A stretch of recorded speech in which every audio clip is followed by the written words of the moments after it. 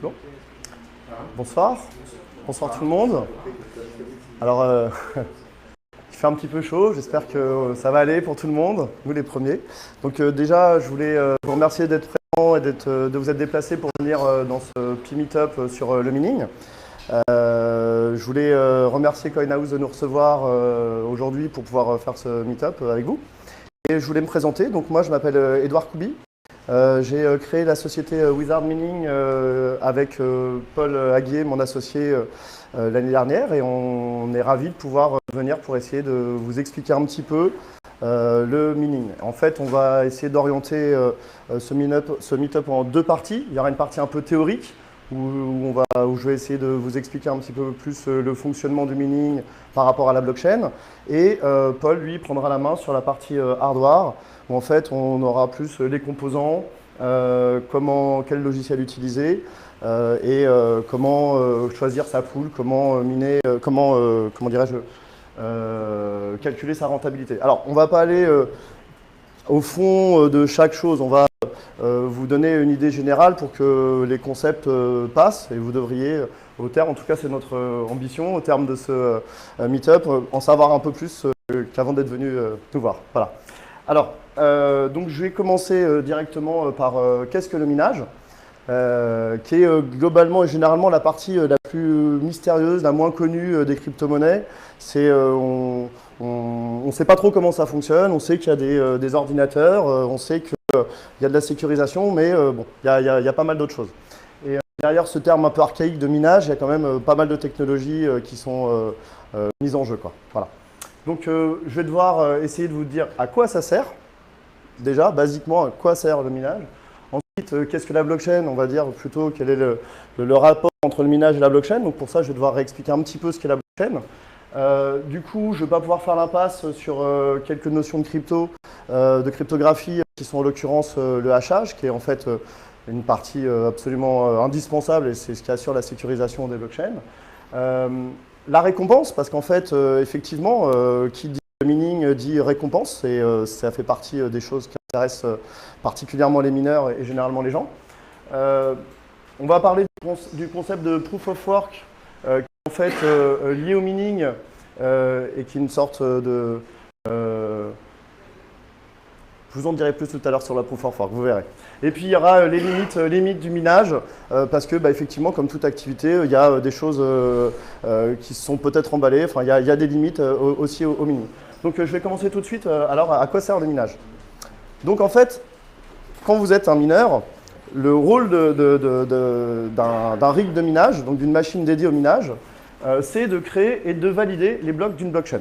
C'est-à-dire qu'en fait, il va y avoir des utilisateurs qui vont essayer de gérer des transactions entre eux et qui vont devoir être validées. Ces transactions ne seront prises en compte par la blockchain qu'à partir du moment où une des machines aura vérifié l'intégrité d'une de ces transactions. C'est-à-dire, pour être intègre une transaction, elle doit, le propriétaire de la transaction, par exemple, si Paul veut m'envoyer 10 bitcoins, pourquoi pas, ce sera sympa, faudrait, donc il envoie l'ordre sur le réseau et le réseau accepte l'ordre. Mais pour l'instant, c'est juste un ordre qui n'est pas validé. Il y a un mineur qui va, à un moment donné, vérifier l'intégrité de cette transaction. C'est-à-dire qu'il va récupérer dans le pool des transactions non validées, il va récupérer les éléments à la fois de forme et de fond qui vont pouvoir dire oui, la transaction est valide. C'est-à-dire qu'en fait, d'abord, on va voir si Paul est bien propriétaire des clés, par exemple, qui ouvre le wallet dont il voudrait envoyer 10 bitcoins. Et puis ensuite, on va vérifier aussi est-ce que les bitcoins sont bien sur ce wallet. Et effectivement, le rôle de base du mineur, c'est de faire cette vérification, de créer le bloc qui contient un certain nombre de transactions et de le poser sur le sommet de la blockchain pour recommencer le process. Donc en fait, c'est clairement un objectif, enfin c'est un enjeu majeur, c'est-à-dire que cette vérification, c'est clairement le cœur de la transaction, c'est-à-dire que sans cette vérification, pourquoi on aurait foi dans les transactions? Donc on va essayer de vous réexpliquer un petit peu ce que c'est que la blockchain, et je vais prendre la blockchain la plus connue, celle du Bitcoin. Les autres sont généralement issus de la blockchain du Bitcoin, sont des variations de cette blockchain. Donc qu'est-ce que la blockchain? Alors, pour moi et pour beaucoup, la blockchain c'est une promesse. En fait, c'est la promesse de rendre du pouvoir aux humains. En fait, c'est la promesse de permettre à des utilisateurs de ce réseau d'échanger en confiance et sans intermédiaire des données numériques. Alors, on peut échanger de l'argent, on peut échanger par exemple des actes de propriété, des contrats, on peut mettre beaucoup de choses dans les cases d'une blockchain. Bon, on va parler de celle du Bitcoin, donc c'est plutôt de l'argent qu'on va mettre dans ces cases-là, ce sera plus simple comme exemple. Donc la blockchain, c'est d'abord une promesse. Alors, pourquoi pas avoir envie d'échanger des données numériques entre nous qui soient finalement de l'argent? Pourquoi pas? Pour que ça fonctionne, il faut qu'on ait confiance dans ce système-là. Et pour avoir confiance, il faut que le système il nous pérennise sur certains points. Le premier point, c'est justement la pérennité de ce système dans le temps. Donc la blockchain, c'est une accumulation de blocs de transactions qui s'empilent les uns sur les autres. Pour qu'on ait envie un jour de, pourquoi pas, acheter un wallet et mettre de l'argent dans la blockchain ou dans une blockchain, quelle qu'elle soit, il va falloir qu'on soit certain qu'elle soit pérenne, qu'elle dure dans le temps. Donc aujourd'hui, elle dure depuis une dizaine d'années. On a la fiabilité du temps, c'est-à-dire on sait que ça va durer encore longtemps, on sait que c'est solide. Parce que ça dure déjà depuis 10 ans. Ensuite, il faut qu'on soit persuadé que ce qu'on met dans la blockchain, des informations qu'on met dans la blockchain, alors pourquoi pas des tokens, X tokens pour le réseau Bitcoin, il faut qu'on soit sûr que personne ne va pouvoir aller dans un des blocs antérieurs de la blockchain pour modifier une transaction. Il faut que ce soit inviolable, il faut qu'on ait cette sensation qu'il ne puisse pas y avoir de fraude là-dessus. Et puis, il faut que ce soit décentralisé parce qu'en fait, ce qui nous intéresse et ce qui a intéressé ceux qui ont mis en place la blockchain, ça a été principalement de se passer du tiers de confiance. En l'occurrence, pour la partie financière, c'est une banque, un État. Et au final, on a pu s'apercevoir de par les temps que parfois, on ne pouvait pas forcément compter sur les banques ou sur les États. En tout cas, c'était pas forcément aussi, les choses n'étaient pas forcément toujours gravées dans le marbre comme ça l'est effectivement aujourd'hui dans une blockchain. Et comment avoir confiance en fait dans un outil informatique décentralisé plutôt que dans un banquier qui va vous faire signer des papiers, qui va être là, vous serrer la main? Eh ben, on va utiliser la cryptographie. C'est pour ça qu'on parle de crypto-monnaie. Et donc la cryptographie va nous aider à gagner cette confiance en fait qu'on pourra avoir dans la blockchain. Alors, pour ça, je vais devoir vous expliquer le principe du hachage. Donc ça, c'est une fonction mathématique, c'est clairement ce qui fait que la blockchain est sécurisée. Alors, en fait, une fonction de hash permet de transformer une série de données de taille arbitraire en une empreinte de caractère de taille définie. Et c'est une fonction à sens unique. En fait, c'est simple. Vous prenez un fichier numérique de n'importe quelle taille. Ça peut être quelques caractères, ça peut être 1 giga, ça peut être un logiciel, ça peut être beaucoup de choses. Vous le faites passer dans une moulinette mathématique. Donc, c'est un hash. Alors, il y a plusieurs types de hash qui existent. Dans le cas du Bitcoin, c'est le SHA-256. C'est-à-dire que c'est ce protocole qui est utilisé dans le hash. Alors, je ne vais pas rentrer dans comment ça marche, parce que déjà, je ne sais pas comment ça marche, la fonction de hash. C'est très compliqué. Le principe, c'est qu'en fait, ce que vous rentrez d'un côté, quelle que soit sa taille, va ressortir dans une chaîne de caractères de longueur fixe, mais c'est une opération irréversible. De cette chaîne de caractères, vous ne pourrez jamais retrouver ce fichier. Donc, typiquement, si j'écris wizard meaning et que je le passe à la moulinette du SHA-256, je vais me retrouver avec une chaîne de caractères bien distincte. De cette chaîne-là, si je ne connais pas wizard meaning, je ne pourrais jamais revenir à wizard meaning. Elle existe. Et en fait, si j'écris wizard meaning sans espace, avec la même fonction, en passant dans la même moulinette, on va s'apercevoir que le résultat, en fait, le output de la fonction mathématique est très différent du wizard meaning avec un espace. C'est-à-dire que la moindre virgule, la moindre différence entre deux fichiers, ça peut être un octet, là c'est un espace, mais ça peut être vraiment quelque chose de très faible, va amener des résultats très différents. De ces résultats, on ne peut pas revenir au fichier d'origine. Ça, c'est une fonction qui sert dans plein de choses dans la vie, pas que dans la blockchain pour la sécuriser. Alors, à quoi ça sert en fait une fonction de hash? Alors, basiquement, il y a quelques usages qui sont connus.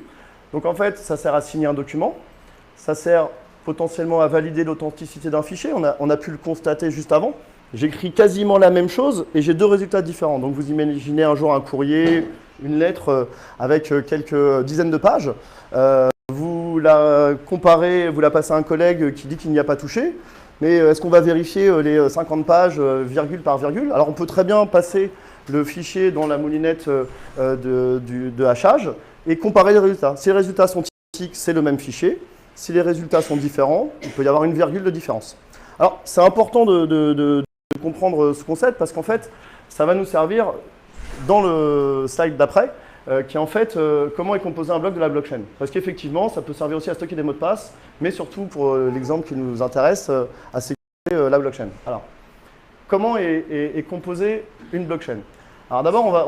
ouais. Si on passe 2 fois le même mot, ça donne le même hash. Si, voilà, exactement. Un mot donné donne le même hash.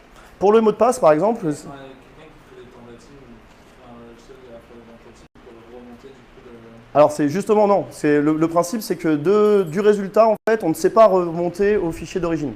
Après, effectivement, si on veut revenir en arrière, on peut tenter une infinité de fichiers. Alors, on parlait d'un mot, c'est assez simple, mais imagine un logiciel, imagine quelque chose d'un peu plus lourd, c'est beaucoup plus difficile. Alors, donc la blockchain, c'est des blocs. On va s'intéresser au bloc 65, hein, on va voir comment il est composé. Alors, bon, il a un numéro, bon, il a une hiérarchie dans les blocs. Il a un en-tête qui ne nous intéresse pas vraiment, bon, c'est le protocole qui nécessite qu'il y ait un en-tête. Il a quelque chose qui est le hash du bloc 64, qui est ici. Bon, ça, je vais vous expliquer dans 2 secondes la relation entre les deux blocs. Et puis, il a les fameuses transactions, ce qui intéresse le protocole, qui sont elles-mêmes sécurisées par un RIG ou par un mineur. Et donc, ces transactions sont valides. Et en fait, il y a aussi ce qu'on appelle la proof of work. Et en fait, quand on va prendre le bloc 65 du premier octet jusqu'à la proof of work, on va à nouveau le passer à la moulinette cryptographique. Ça va lui faire une signature qui est en fait unique. Et le prochain bloc aura besoin de ce hash pour être créé. Donc en fait, le fait d'utiliser une structure en cascade, ça préserve en fait l'ordre des blocs. On ne peut pas, par exemple, créer le bloc 65 tant que le bloc 64 n'a pas été créé. On va passer l'intégralité de ces informations dans la moulinette cryptographique de hachage et repris ce numéro. Donc en fait, les blocs sont hiérarchisés, on ne peut pas les inverser. Ça permet déjà, en termes de structure, de les mettre les uns après les autres. Et puis surtout, ça nous permet de vérifier l'intégrité de la blockchain. Parce que si quelqu'un décidait de changer cette transaction, c'est un mineur, il a accès à la blockchain, il change cette transaction. Il va rajouter de l'argent, par exemple, sur son wallet. Quand on va recalculer ce bloc, le hash ne sera plus identique. C'est-à-dire qu'en fait, si je recompile ça dans le tableau d'hachage, le hash sera différent. Donc, il ne pourra plus être lié au bloc suivant. Donc concrètement, quelqu'un qui modifierait un bloc antérieur verrait ce bloc rejeté par la communauté. Personne n'accepterait ce bloc, puisqu'en fait, il n'est pas relié aux autres par cette cryptographique. S'il est vraiment antérieur, oui. Les mineurs, ils rapprochent leur bloc au dernier bloc présent, ils ne regardent pas toute la chaîne ici. Alors, là, c'était dans le cadre en fait, de quelqu'un qui chercherait à modifier une transaction antérieure. C'est qu'un des points pour avoir confiance dans le système, c'est l'inviolabilité du système et l'infalsifiabilité du système. On ne veut pas que le système, on puisse modifier des choses antérieures. Et c'est justement le fait qu'il y ait des blocs de transactions qui soient compressés d'une certaine manière par une fonction de hash et qui donnent un résultat unique, qui est obligatoirement repris dans le bloc d'après, qui évite que quelqu'un de malicieux cherche en fait à modifier un bloc antérieur, rajouter par exemple une... Donc cette différence entre la fin du bloc 64 et le début du bloc 75, oui. sera détectée. Alors oui, tout à fait. C'est-à-dire que lui, quand il va présenter sa blockchain modifiée, elle ne va pas être cohérente, elle va être rejetée par tous les autres mineurs. C'est-à-dire que tous les mineurs vérifient la totalité de la... Alors effectivement, les mineurs possèdent et ont la blockchain en complet chez eux. C'est-à-dire qu'en fait, quand on se branche directement sur la blockchain Bitcoin, par exemple, ce qui est assez rare aujourd'hui, on se branche des poules, on y viendra après, mais si on se branchait directement sur la blockchain, la première étape, c'est de télécharger l'intégrité de la blockchain. Donc on télécharge tous les paquets, elle est assez lourde d'ailleurs, ça fait partie des limites du système. Elle est assez lourde, mais on commence par la télécharger. Et elle est téléchargée, après en fait, quand le mineur vérifie les transactions, lui, il va, pour vérifier l'intégrité, par exemple, des 10 bitcoins que Paul voulait m'envoyer, il va aller chercher dans l'historique les points qui valident en fait qu'il y a bien les fonds sur le compte.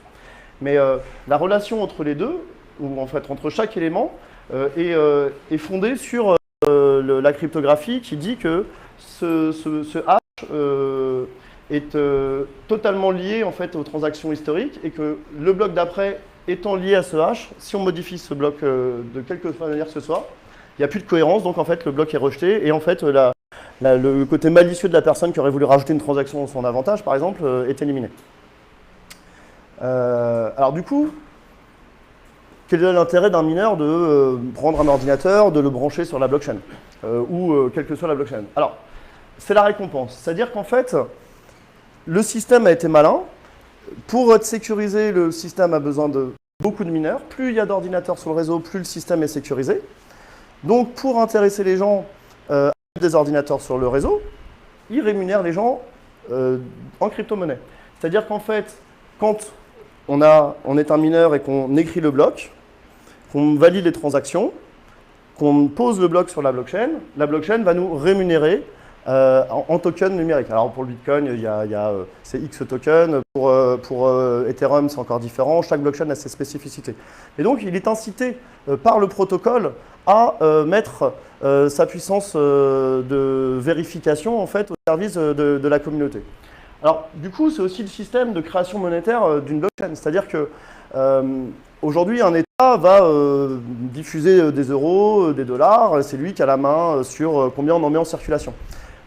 Aujourd'hui, comment les crypto-monnaies sont créées? Elles sont créées par ce système de mining. Alors, je parle de décentralisé, des vraies crypto-monnaies décentralisées, pas préminées, tout ça. Donc en fait, on est sur une création de monnaie au fur et à mesure que les mineurs créent les blocs de validation des transactions du réseau. Donc concrètement, ça va donner envie aux mineurs de valider un maximum de blocs. Ils vont tous vouloir dire, moi je veux écrire un bloc, je veux le valider, je veux valider les transactions, je veux le poser sur la chaîne, je veux la récompense. Donc il a fallu trouver un système pour pondérer un peu cet appétit des mineurs à chercher la récompense. Et du coup, on a dû réguler les mineurs et c'est la Proof of Work qui régule les mineurs. Alors, un petit peu plus haut, on a vu qu'un bloc de la blockchain était composé du hash de la transaction précédente, d'un certain nombre de transactions et de la Proof of Work, qui est en fait la signature du mineur qui prouve qu'il a bien fait un travail pour la communauté. Parce qu'en fait, si on n'avait pas quelque chose qui bridait un peu les mineurs, il y aurait en permanence, instantanément, des dizaines de blocs qui seraient proposés en disant c'est moi, j'ai trouvé le bloc, je suis prêt à valider des transactions, je veux la récompense. Et ce serait pas gérable, c'est-à-dire qu'il y aurait à peu près tous les mineurs voudraient proposer leur bloc et dire voilà, c'est le mien qui nécessite la récompense. Donc on a dû pondérer le système. Donc en fait, a été implémenté dans le protocole de Bitcoin une création monétaire qui dit que toutes les 10 minutes, un bloc va être trouvé. Donc toutes les 10 minutes, on trouve un bloc, un mineur peut trouver un bloc. Donc toutes les 10 minutes, un mineur peut gagner la récompense.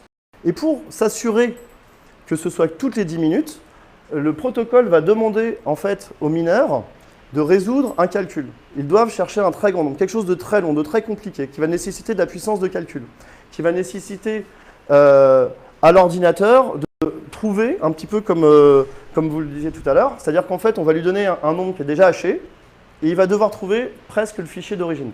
Donc, il va tester un nombre d'occurrences incroyable pour arriver à ce fichier. Et le système autorégule en fait la difficulté pour trouver ce fichier en augmentant ou pas en fait le nombre, la difficulté. Alors, je ne sais pas si je m'exprime très bien et si vous comprenez bien là. Grosso modo, le mining, c'est pas le calcul de la blockchain, mais c'est de faire le calcul de l'exercice à faire. Exactement. La vitesse à laquelle on va, on gagne ou on gagne pas. C'est-à-dire qu'en fait, pour avoir le droit d'être élu à valider les transactions et donc à créer le bloc qui, lui, sera rémunéré, il faut d'abord montrer au réseau qu'on est assidu, acharné et qu'on est prêt à respecter ces règles.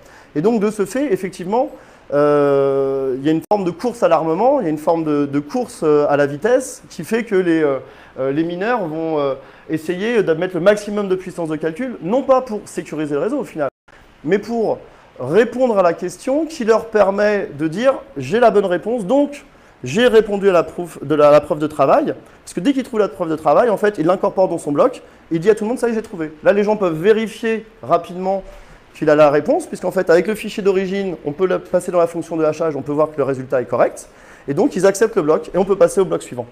La courbe que vous voyez là, c'est l'augmentation de la difficulté du réseau Bitcoin depuis 2009 jusqu'à 2016, 2017, 2018. Donc vous voyez que les mineurs investissent, quoi. Les mineurs, en tout cas de Bitcoin, investissent massivement dans la puissance de calcul et qui doublent pas tous les mois, mais tous les jours pratiquement. Enfin, il y a un moment donné, on monte très vite. Donc en fait, le processus du mining, effectivement, amène certaines limites. Et c'est ces limites que je vais vous exposer en quelques instants. passer à la partie qui est plus théorique, mais plus de hardware et de technique. Alors, il y a le hack des 51%, c'est-à-dire que si vous êtes propriétaire de 51% de la puissance de calcul d'un réseau, vous pouvez le manipuler. Et là, le principe, c'est que si ça arrive, c'est une catastrophe, quoi. C'est vraiment quelque chose qui aujourd'hui aura beaucoup de difficultés à se mettre en place, sauf si des acteurs s'associent, hein, parce que c'est aussi une des limites.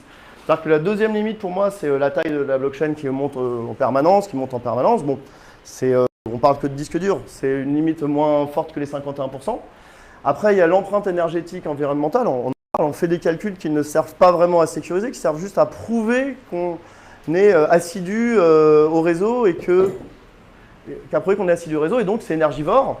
Et on peut se poser la question de savoir s'il n'y a pas d'autres systèmes qui pourraient être mis en place. Et puis il y a aussi une forme de recentralisation, alors que c'est le postulat de départ, c'est on veut décentraliser le réseau pour ne pas avoir un acteur qui peut faire le beau temps.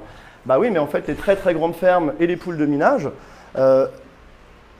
deviennent des acteurs centraux et finalement ça se recentralise. Donc pour moi c'est ça les limites du mining par la proof of work que j'ai tenté en tout cas de vous expliquer. Alors si vous avez quelques questions, je crois que c'est le moment pour cette partie-là et après je laisserai Paul tranquillement vous montrer plus... Un peu plus ludique. Ouais. Ouais. La taille du réservoir, c'est-à-dire le nombre de mineurs en fait.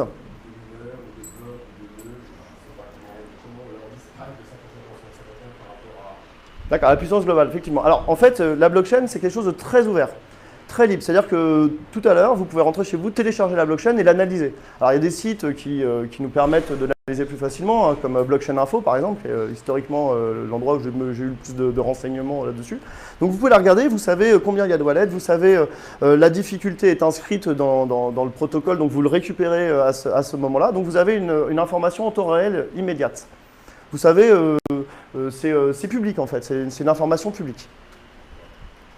Est-ce qu'on peut donner indéfiniment ne jamais devenir un diplôme parce qu'on est trop lent? Alors c'est une bonne question. C'est une bonne question. Et c'est l'union fait la force. Effectivement. Oui, pardon. Alors, vous vouliez savoir si on pouvait miner indéfiniment sans jamais être récompensé en fait. Alors, effectivement, si vous branchez votre sur la blockchain Ethereum,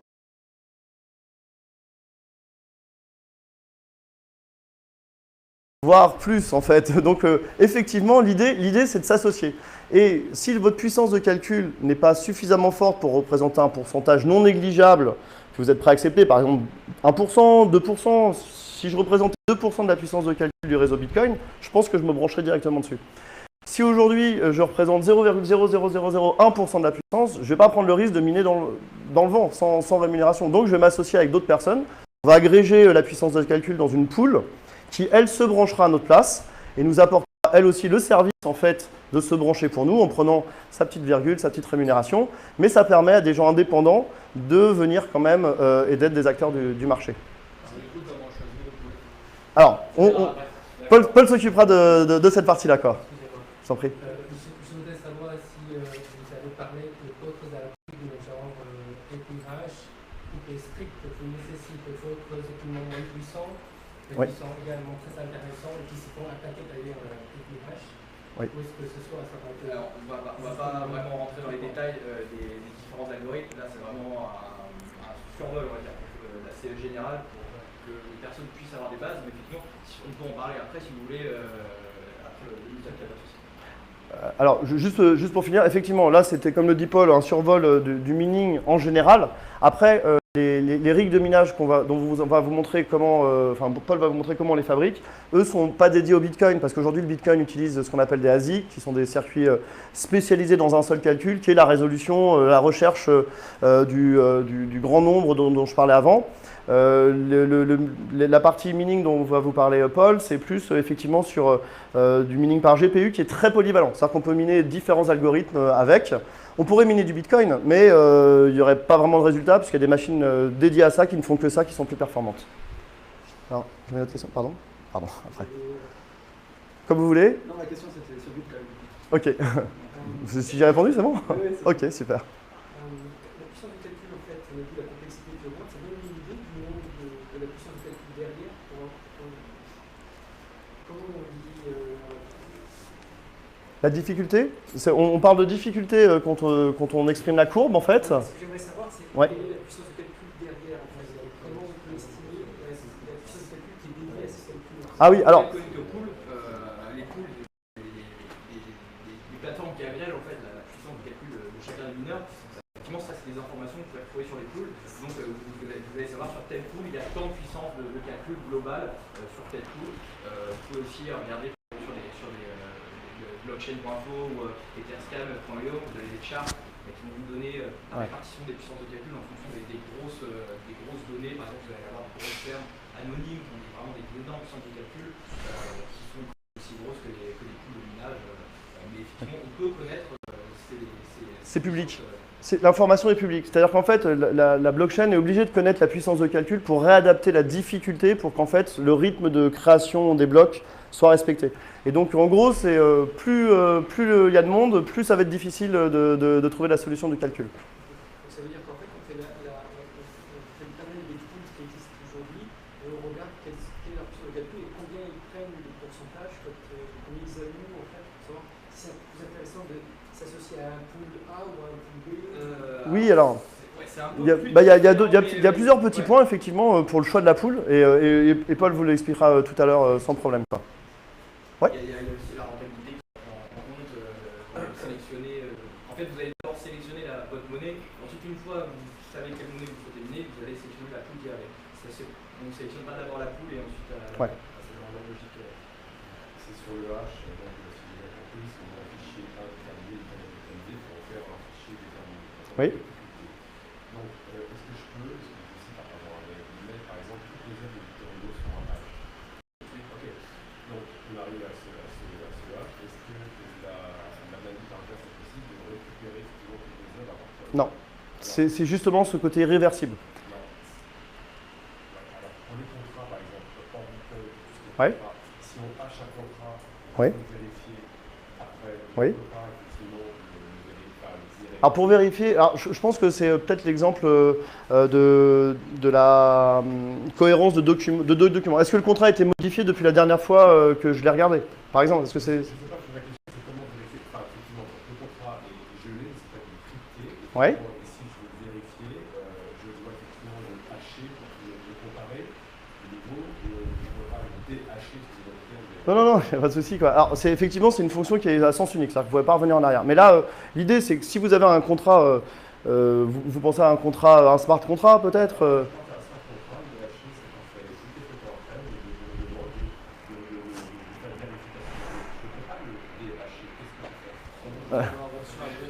Oui. C'est... Et on compte de réponse. C'est-à-dire qu'en fait, c'est plus un outil de vérification, le hash. C'est-à-dire qu'on vérifie l'intégrité des choses derrière.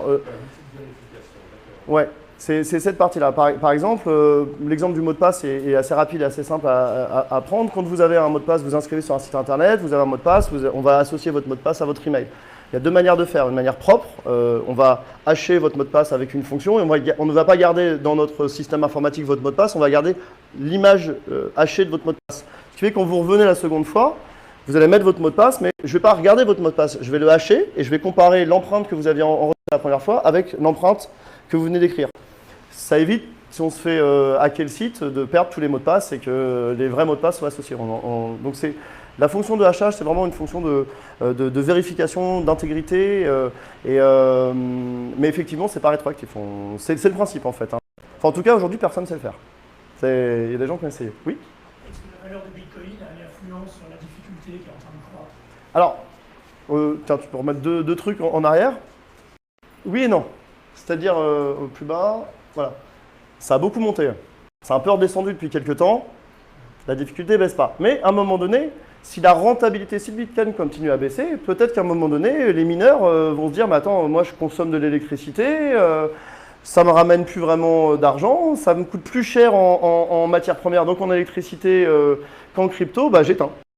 Et dans ce cas-là, la courbe va rebaisser. Certaines courbes, bon celle-ci en plus elle est vraiment vue de loin, donc on a l'impression vraiment que ça monte, mais après si on zoome un peu dessus, c'est pas aussi linéaire, c'est-à-dire que ça peut monter, descendre un petit peu, mais effectivement, s'il y a un désintérêt de la crypto parce qu'elle n'est plus assez intéressante pour les mineurs, ils vont tout simplement débrancher leur machine, éventuellement la mettre sur une autre crypto qui serait elle plus intéressante pour eux, et de ce fait, la difficulté de cette crypto-monnaie va baisser, donc les revenus des mineurs vont remonter. Et peut-être qu'à ce moment-là, l'équilibre financier va retrouver. Donc en fait, il faut voir quand une crypto baisse et que les mineurs sont plus rentables, c'est qui coupera sa machine en premier, et tout le monde serre les fesses pour continuer à miner en disant c'est les autres qui vont couper avant moi, quoi. Vous avez l'idée du seuil de rentabilité aujourd'hui? Ouais, la rentabilité, on peut la calculer. Paul vous fera un petit point juste derrière. Plutôt le coût, aujourd'hui, si je fais du pétrole de schiste, ça me coûte 60 € le baril. Ouais. $60 le baril. Donc, si c'est au-dessus de 60, je pompe. Si c'est en dessous, je pompe pas. Là, on a ce 60, on est capable de le calculer. Oui. Le bitcoin, il doit valoir combien aujourd'hui Alors, pour que ça marche? On verra après, mais c'est vrai c'est qu'il y ça. a plusieurs facteurs en fait qui rentrent dans cette équation et des facteurs qui restent inconnus, imprévisibles. Oui. Et de fait, il devient très compliqué, même impossible de prévoir une rentabilité dans le futur. Oui, c'est-à-dire qu'on peut vous donner une rentabilité à l'instant T, on peut à l'instant T, bien sûr. Et on peut aussi se dire, attention, on peut anticiper, se dire à telle valeur, visiblement, ça va devenir plus rentable, quoi, en fait. On pourrait faire des questions à la fin, en fait, vraiment. Ouais, alors. Et après, vous pouvez poser des Je suis désolé. Bon, peut-être la dernière, monsieur, c'est 2 fois, en fait. Je suis désolé, quoi. Je voulais savoir, en fait, quelles sont les informations auxquelles le mineur peut accéder. Est-ce que c'est simplement sur la transaction? Est-ce qu'il y a des métadonnées sur l'adresse IP, sur le système utilisé par la personne? Alors aujourd'hui, il n'a absolument pas ces informations-là. Lui, aujourd'hui, quand on lance une transaction dans le réseau, alors Bitcoin encore une fois, puisqu'on parle de lui, ces informations seront uniquement celles que vous avez données. Et il n'y aura pas forcément votre adresse IP, c'est pas du tout, ça ne l'intéresse pas en fait. Vraiment, il y a ce côté, sans être une monnaie 100% anonyme, on sait qu'il y en a qui sont plus anonymes que le Bitcoin, ça reste quand même quelque chose de discret, quoi. C'est-à-dire qu'en fait, aujourd'hui, on peut être propriétaire d'un wallet, l'envoyer, envoyer une transaction sans qu'il y ait une relation ni avec l'ordinateur qui s'est connecté. Le mineur n'a pas accès à ces infos. Il a vraiment accès aux informations de la blockchain. Est-ce qu'on peut consulter des cartes avec des données par pays pour voir les transactions que je me demandais comment c'était élaboré? Ouais, mais il peut y avoir des data centers, tout simplement. Moi, imaginez que vous analysez les transactions que votre mine fait, que vous les rendez publiques, vous pouvez effectivement dire où se passe la transaction. C'est le mineur, en fait. Ouais, oui, c'est le mineur qui peut repérer ça, effectivement. Après, C'est pas des données qui sont envoyées. non, après, il y a comme une pool. Si elle est basée en Asie, bon, bah, on sait que les transactions ont lieu à cet endroit-là, quoi. Bon, alors, je vais laisser la main à Paul. Tu veux que je te fasse ce slide Non, c'est bon. C'est bon, ok. Bah, je vous remercie. Du coup, bonsoir tout le monde. Moi, à côté de toi. la partie un peu plus technique. Le micro. Ah oui, pardon. Je suis désolé.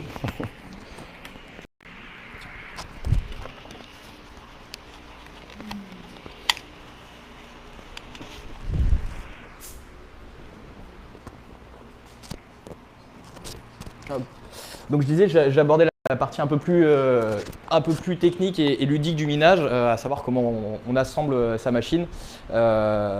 Si vous vous intéressez de près ou de loin au mining, certains ont déjà peut-être certainement commencé à monter un rig. Je ne sais pas, quelqu'un dans la salle bienvenue dans la communauté. Mais pour les autres, du coup, on va rentrer un peu dans le vif du sujet. Ce qu'il faut retenir déjà, c'est qu'assembler un rig de minage, c'est pas compliqué. Ça reste un ordinateur de bureau classique. Vous allez retrouver des composants que vous retrouvez dans un ordinateur de bureau ou dans un ordinateur de gamer. Donc la première étape pour assembler son rig, déjà, ça va être de sélectionner son hardware. Même si c'est des pièces qu'on retrouve dans des ordinateurs de bureau, il faut quand même sélectionner son hardware correctement pour qu'il soit approprié au minage. Donc qu'est-ce qu'on va retrouver dans un rig? Parce que c'est vrai que rig, c'est un terme qu'on emploie pour définir en fait l'ordinateur qu'on va customiser pour le rendre compatible au minage. Un rig d'ailleurs que vous avez ici. On voit à l'intérieur un peu l'intégralité des composants. Désolé pour ceux qui sont derrière. Mais on va retrouver 7 composants principaux. Tout d'abord la carte graphique. Donc je vais revenir après en détail sur tous les points. Donc la carte graphique, la carte mère, un processeur somme toute assez basique, hein, parce que toute la puissance de calcul en fait va être concentrée dans les cartes graphiques. Un processeur, une RAM, un espace de stockage, donc un SSD qu'on va privilégier pour la rapidité de chargement, et un dernier petit outil, c'est un connecteur qu'on appelle un riser, qui va nous permettre en fait de connecter les cartes graphiques sur la carte mère en les déportant, parce que vous vous rendez compte que connecter 6 cartes graphiques de cette taille sur une carte mère, ça risque de pas rentrer. Donc si je reprends un peu les éléments un par un, on va surtout s'attarder sur les cartes graphiques, les cartes mères et sur les alimentations. J'ai commencé par les cartes graphiques. Ce qu'il faut savoir, c'est que dans le mining, enfin même dans le gaming, hein, à la base, vous avez deux chipsets. Vous avez les chipsets AMD et les chipsets Nvidia. C'est vrai que ça va rentrer en compte en fait dans la construction d'un rig, à savoir que le chipset Nvidia va être un peu plus performant sur certains algorithmes que le chipset AMD. D'ailleurs, monsieur en parlait tout à l'heure, il parlait de l'algorithme EquiHash. On sait que les cartes Nvidia calculent un peu plus rapidement sur l'algorithme EquiHash. L'autre famille, c'est donc les chipsets AMD. Chipsets AMD, vous allez retrouver en fait toute la série de, par exemple, les RX 400, RX 500. Sur les Nvidia, ça va être toutes les séries GTX, GTX 1060, GTX 1070, 1080. Plus on va dans les nombres élevés, plus les cartes sont puissantes. Voilà, la famille AMD va, elle, à contrario, être un peu plus polyvalente, en tout cas, sur l'ensemble des algorithmes. Et c'est surtout que le ratio hash rate va être beaucoup plus intéressant une fois qu'on aura modifié les cartes. Parce qu'on peut modifier les cartes, on va aborder ça juste après, pour les optimiser, pour les booster un peu, pour qu'elles calculent plus rapidement. Les cartes mères. Alors, initialement, une carte mère, c'est pas fait pour miner. C'est pour ça que les fabricants ont commencé à sortir des cartes mères dédiées un peu pour le minage. Là, vous avez un exemple en fait d'une carte mère avec 6 ports PCI Express. Ce sont sur ces ports-là que l'on va connecter en fait nos risers sur lesquels seront connectés du coup les graphiques. Vous avez des cartes mères qui peuvent aller jusqu'à 20 ports PCI Express, donc vous pouvez connecter 20 cartes graphiques sur votre carte mère, chose qui était complètement impensable il y a encore quelques années. Donc le choix de la carte mère est quand même assez important. Il définira le nombre de cartes graphiques que vous pourrez connecter dessus. Il définira aussi également la puissance dont vous aurez besoin de fournir la machine au niveau des alimentations, parce que alimenter 6 cartes graphiques, ça ne demande pas la même énergie qu'alimenter 8 cartes ou alimenter 20 cartes graphiques. Comme je vous disais, Pardon.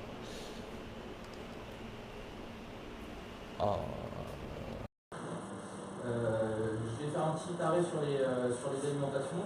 Comme je disais, le choix des alimentations est assez important. Donc effectivement, on va, par exemple, pour une machine de 6 cartes graphiques, on va tabler sur des alimentations d'à peu près 1200 watts, à peu près 1200, 1300, 1400. Tout dépend de l'algorithme sur lequel vous allez hacher. Si vous faites du minage simple ou du dual mining qui va demander plus ou moins de ressources. Certains algorithmes vont demander plus de ressources énergétiques, d'électricité que d'autres.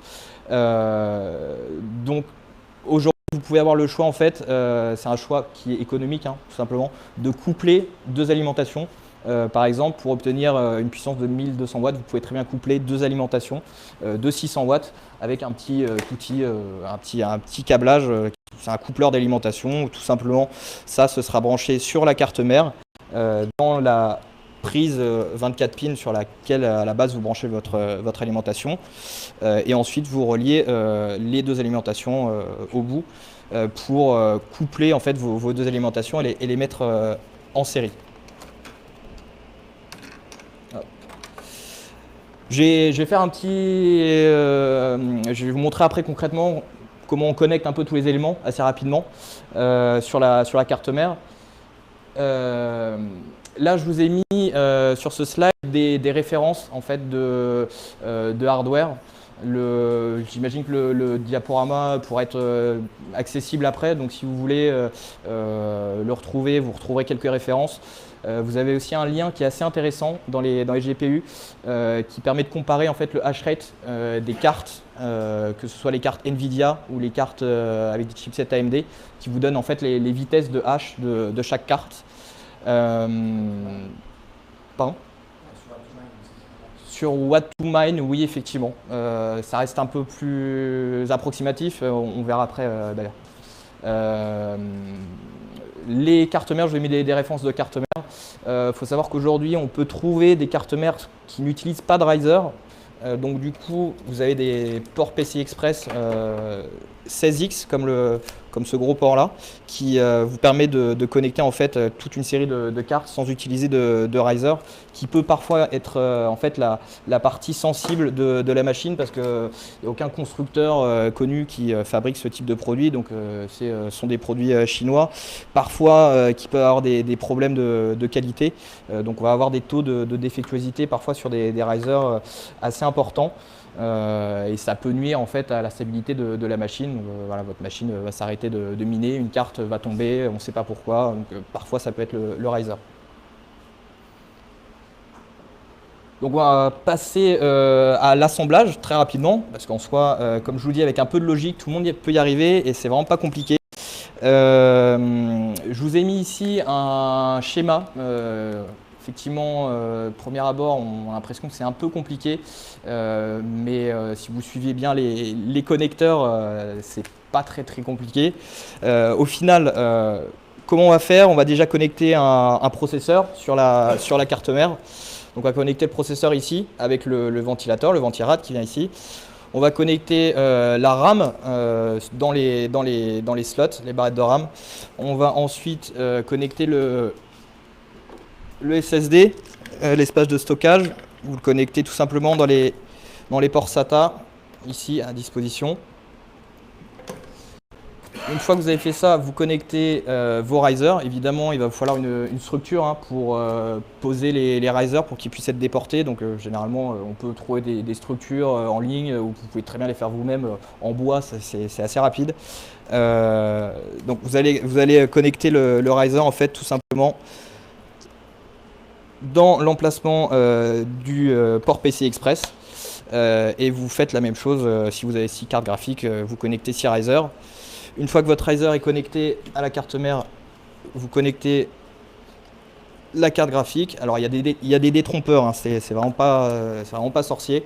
Voilà, vous la connectez au riser ici et ensuite vous avez toutes vos cartes graphiques qui sont soit en hauteur, soit ici dans un boîtier, si vous trouvez des boîtiers spéciaux, ça peut être des boîtiers rackables, des boîtiers de serveur, ça rentre sans problème. Une fois qu'on a connecté tous les éléments, il va falloir qu'on les alimente. Et c'est là où ça devient un peu plus touchy, où il ne va pas falloir se tromper.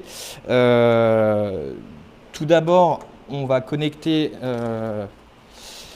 sur la carte mère l'alimentation ici sur les prises sur la prise 24 pins. Vous allez ensuite connecter le processeur, l'alimentation du processeur à cet emplacement là, et ensuite vous allez alimenter le SSD avec la connectique SATA qui se trouve ici. Voilà, des connectiques SATA. Vous allez alimenter également les risers avec des connectiques SATA. Alors, on recommande d'alimenter les risers avec des connectiques Molex à la base, justement pour plus de sécurité. Cependant, sur pas mal d'alimentations, vous n'aurez pas assez de Molex pour alimenter toutes vos cartes graphiques. Donc, vous pouvez très bien les alimenter en SATA, mais ne jamais connecter plus de 2 risers par rail. En fait, voilà, ça c'est un rail. Donc là même, effectivement, si vous voyez que vous avez 3 connecteurs SATA, il faut impérativement n'en utiliser que 2, sinon vous risquez de faire cramer vos risers et la machine. Une fois qu'on a connecté donc, les risers, qu'on les a alimentés, on alimente également les cartes graphiques avec les connectiques 6 ou 8 pins. Donc la carte graphique sera alimentée en dessous par le riser et au-dessus par la connectique dédiée de l'alimentation. Si vous avez des questions, on verra après, pas de souci. Une fois qu'on a assemblé son rig, on va passer à la configuration software, où là c'est un peu plus touchy, parce que déjà on va devoir choisir son OS. Donc pour miner, vous avez différents choix. Vous avez deux familles principales, vous avez la famille Windows et la famille Linux. Si vous commencez, si vous débutez dans le minage, vous pouvez partir sur du Windows parce que vous connaissez, c'est une interface graphique que vous connaissez, mais malheureusement, il y a quand même pas mal d'inconvénients à utiliser Windows par rapport à des OS dédiés sur base Linux. Les principaux inconvénients, déjà, c'est que Windows, vous allez devoir payer la licence. Une fois que vous avez payé la licence, vous allez devoir en fait configurer Windows pour le rendre compatible en fait avec le minage. Donc par exemple, on va devoir augmenter la mémoire virtuelle, on va devoir faire des petits scripts pour que la machine reboot automatiquement s'il y a des problèmes. Tout ça, vous verrez, j'ai mis en annexe en fait un lien qui permet de configurer Windows de A à Z pour le minage. Donc ça, c'est dans les annexes. Vous allez aussi devoir télécharger tout ce qui est driver des cartes. Donc que ce soit les cartes AMD, les cartes Nvidia. Si vous téléchargez les mauvais drivers, ça peut poser des problèmes. C'est souvent, vous pouvez vous vite arracher les cheveux. Vous allez devoir aussi télécharger tous les mineurs. Donc le plus connu, Claymore. Vous allez devoir le télécharger, le configurer. Une aussi des restrictions qu'on a sous Windows, c'est qu'on ne peut pas connecter plus de 8 cartes graphiques d'une même famille. Donc c'est-à-dire que si vous avez acheté une carte mère qui a 12 ports PCI Express et que vous avez acheté 12 cartes de la famille AMD, vous ne pourrez pas les connecter. Vous devrez connecter 8 cartes AMD et 8 cartes de la famille Nvidia. Ce qui fait que du coup, vous allez devoir utiliser deux mineurs différents en fonction de l'algorithme sur lequel vous voulez travailler, parce que les Nvidia utilisent parfois des mineurs différents des mineurs AMD. Donc ça rajoute encore plus une difficulté. Nous, effectivement, ce qu'on conseille, c'est de partir sur du Linux, sur des OS en base Linux.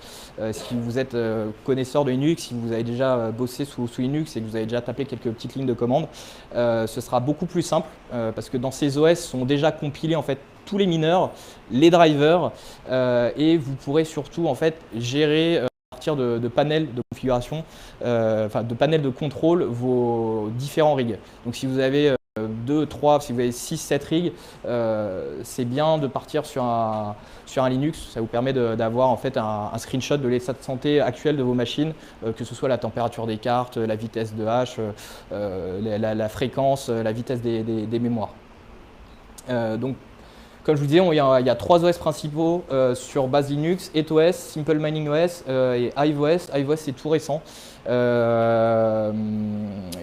Nous on n'a pas encore testé personnellement, en tout cas j'ai eu de très bons retours de HiveOS.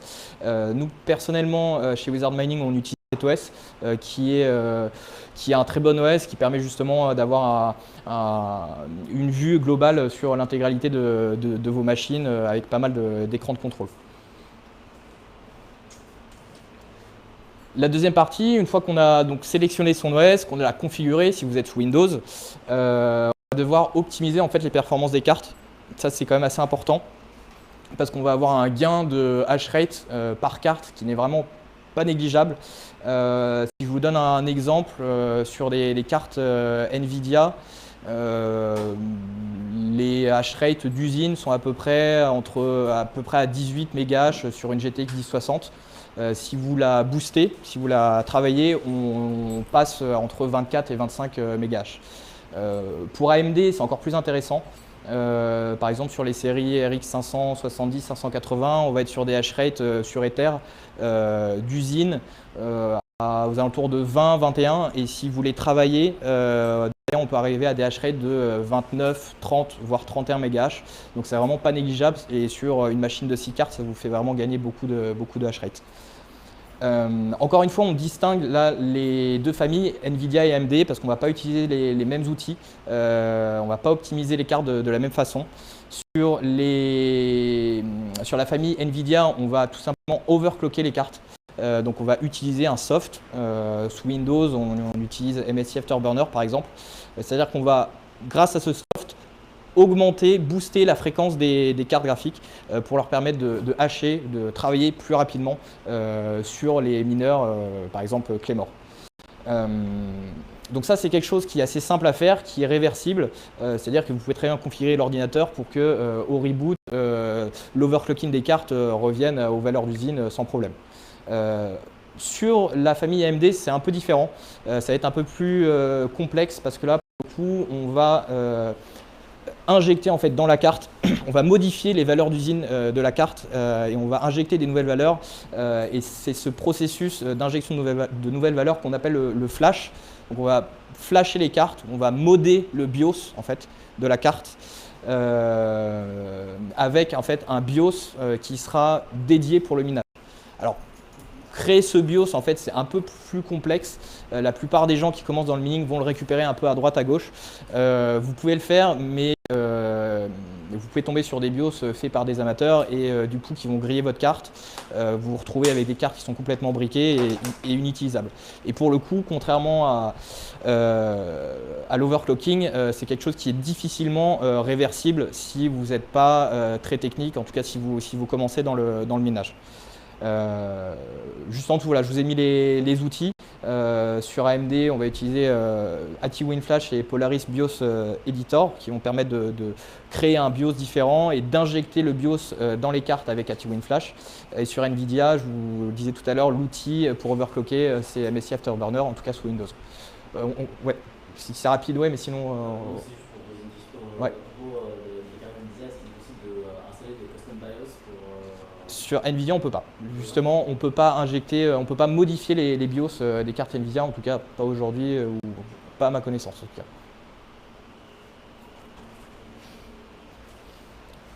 Donc une fois qu'on a assemblé son rig, qu'on l'a configuré correctement, maintenant il est temps de le faire travailler et de le connecter au réseau. Donc comme Edouard parlait tout à l'heure de poules de minage, c'est là qu'elles interviennent en fait.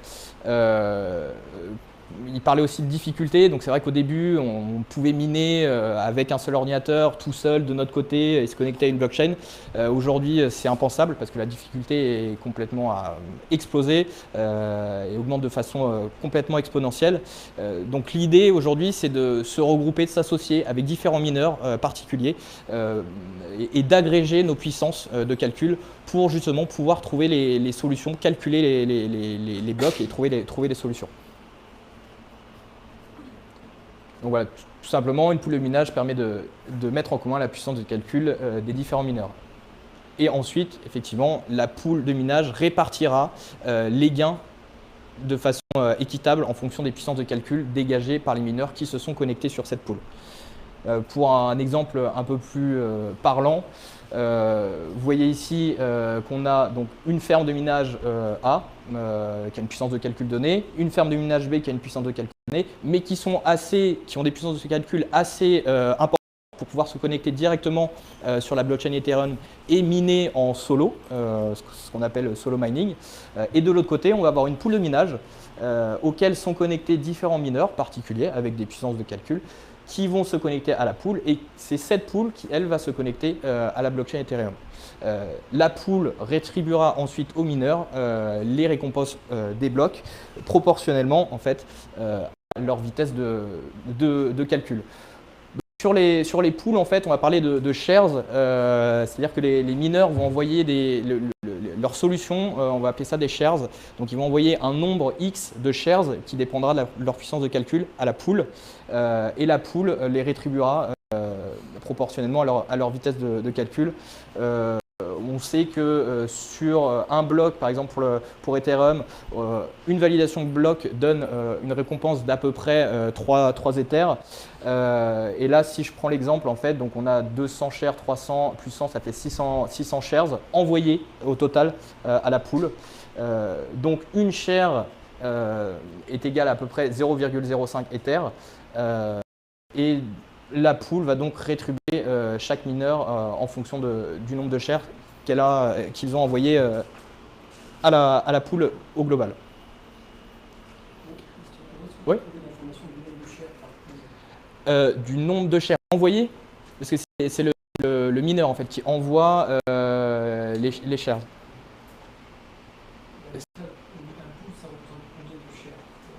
Alors un pool, le nombre de shares va dépendre en fait du nombre de mineurs qui sont connectés sur la pool.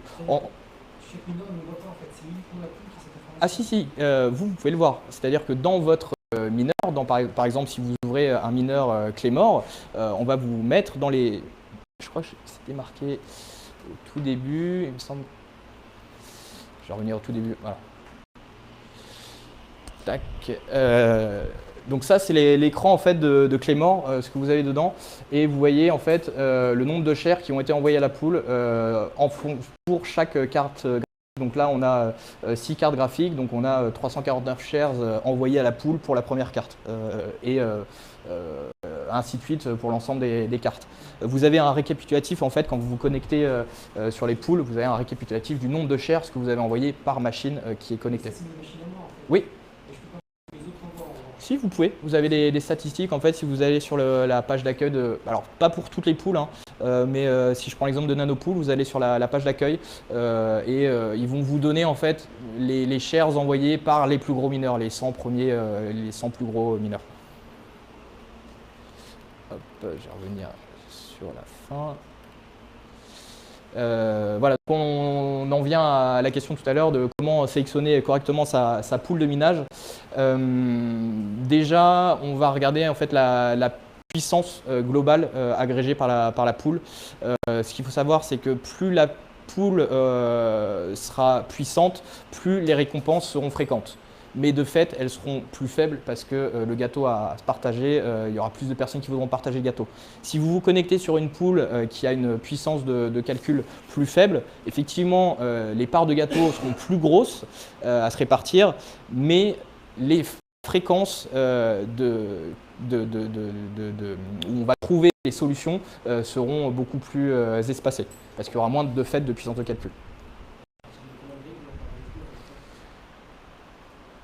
Vous avez des pools où il y a des rigs, où il y a 10 personnes qui se connectent pour des petites cryptos. Sur Nanopool, on est sur Ethereum, on est aux alentours de, si je ne dis pas de bêtises, peut-être 20 000 mineurs, je crois, sur l'Ether. En tout cas, 20 000 mineurs. Après, chaque mineur peut avoir plein de rigs. Ça, c'est des stats que vous pouvez trouver, pareil, généralement sur la page d'accueil de chacune des pools de minage. Donc voilà, on va regarder la puissance globale de la pool. On va aussi regarder la localisation des serveurs. Si vous vous connectez si vous êtes en France et vous vous connectez sur des serveurs qui sont en Asie, vous risquez d'avoir des shares envoyés qui sont incorrects. Donc favoriser soit des pools françaises ou des pools européennes. On va regarder aussi la commission que prennent les pools, parce qu'évidemment la pool c'est un service, il met sur place des serveurs, donc forcément il va prendre une commission sur tout ce que vous minez. Généralement les commissions oscillent entre 0,25 et j'ai déjà vu des pools à 3%, c'est quand même assez énorme, mais en règle générale c'est entre 0,25, 0,5, 1, 1,5. On va regarder aussi la fréquence des payouts et quel est le montant minimum auquel vous pouvez être payé. Donc effectivement, si votre payout minimum c'est de 1 Ether et que vous n'avez qu'un seul rig, bon, bah, c'est pas très intéressant. Vous allez mettre un mois à faire votre Ether et à avoir votre récompense.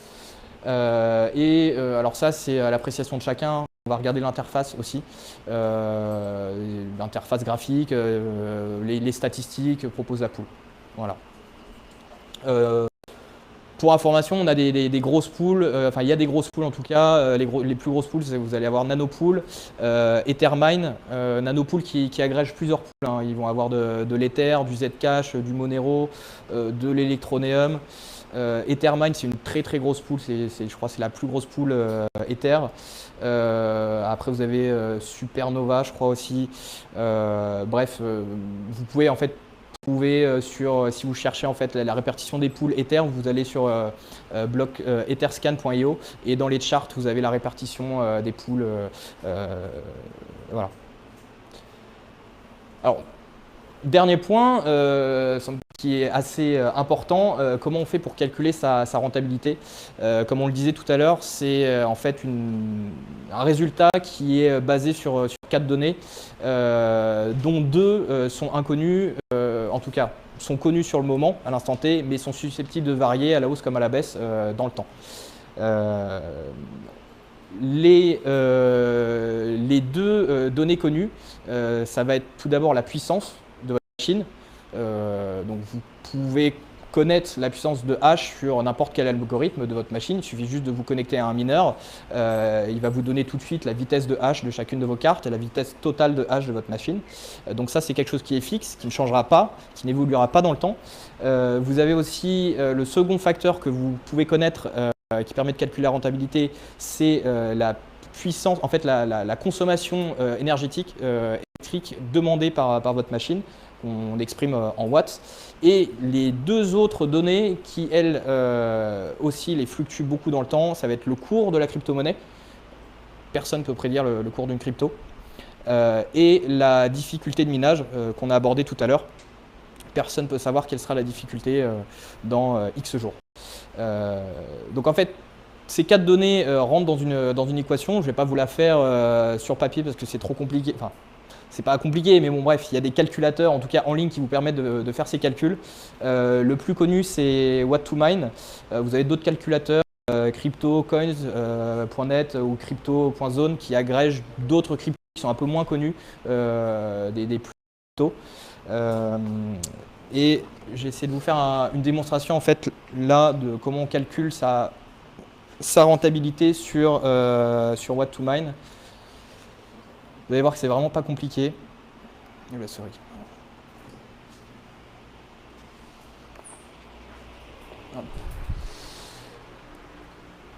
Alors, soit vous connaissez exactement la puissance de calcul et la consommation électrique de votre machine sur l'algorithme en question. What2Mine agrège tous ces algorithmes là que vous voyez, ETH, Phi, 1662. Donc, tous ces algorithmes vont regrouper certaines crypto-monnaies. Tout à l'heure, monsieur parlait de l'algorithme Equihash. Par exemple, sous Equihash, on va retrouver le Zcash, le Z classique, le Bitcoin Gold, ETH, on va retrouver l'Ethereum et bien évidemment l'Ether classique, Pearl de Lubic. Bref, tout est noté en fait en dessous. Quand vous regardez sous What2Mine, vous avez la crypto-monnaie et en dessous l'algorithme à laquelle elle est associée.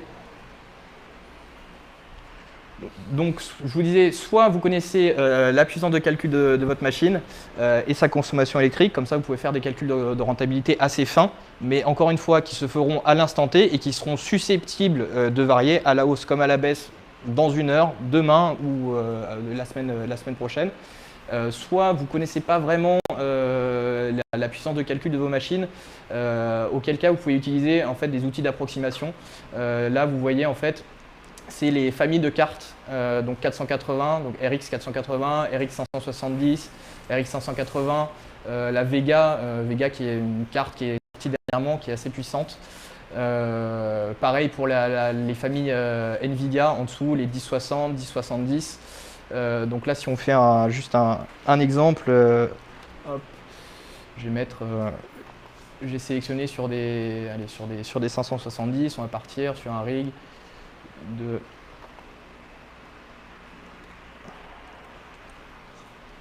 de 6 cartes et donc What2Mine a en mémoire en fait les valeurs moyennes de chaque carte et il va remplir tout simplement les valeurs pour chaque algorithme. C'est pour ça que je vous dis c'est quand même mieux si vous connaissez exactement les valeurs sur chaque algo. Ça vous permet d'avoir des calculs un peu plus précis. Vous allez remplir le coût de votre électricité au kilowattheure. Donc là, c'est en dollars. À vous de faire la conversion après.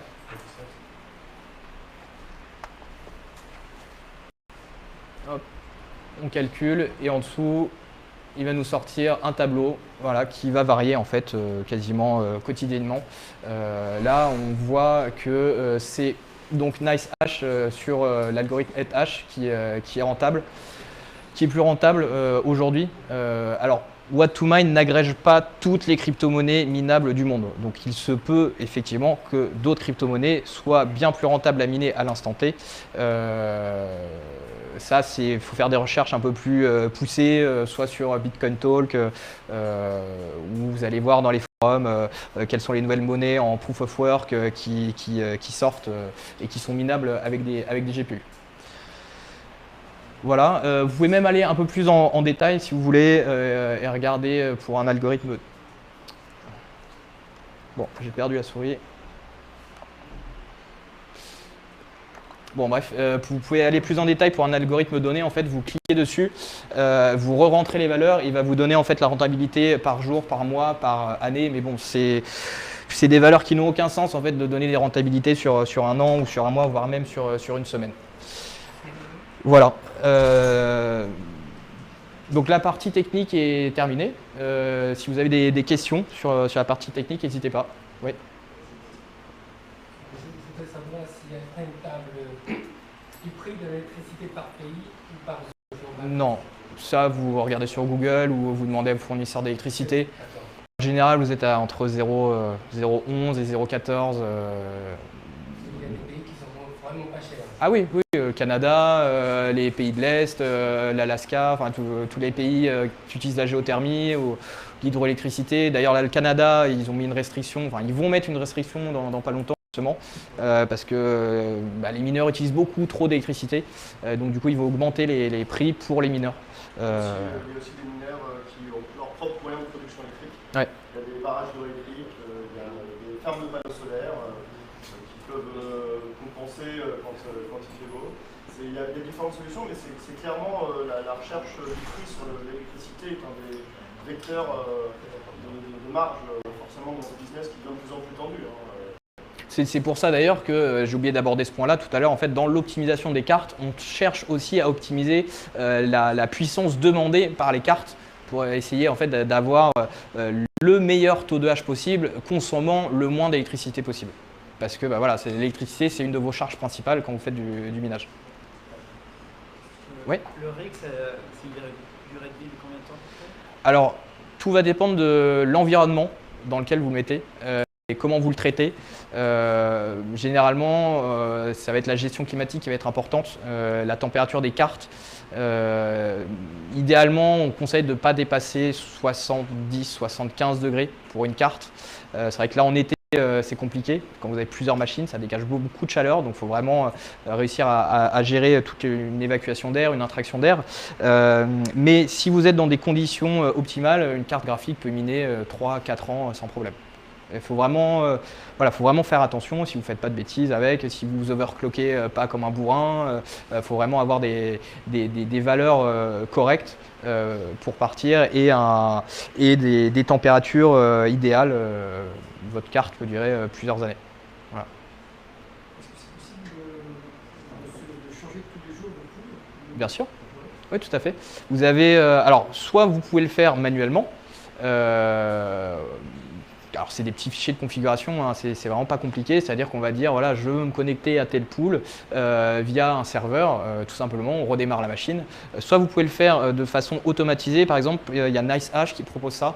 En fait, NiceHash, lui, vous vous connectez sur leur serveur et pour un algorithme donné, en fait, si vous vous connectez sur la pool NiceHash ETH, lui, il va regarder en fait toutes les crypto-monnaies de l'algorithme ETH et il va en temps réel la monnaie la plus rentable.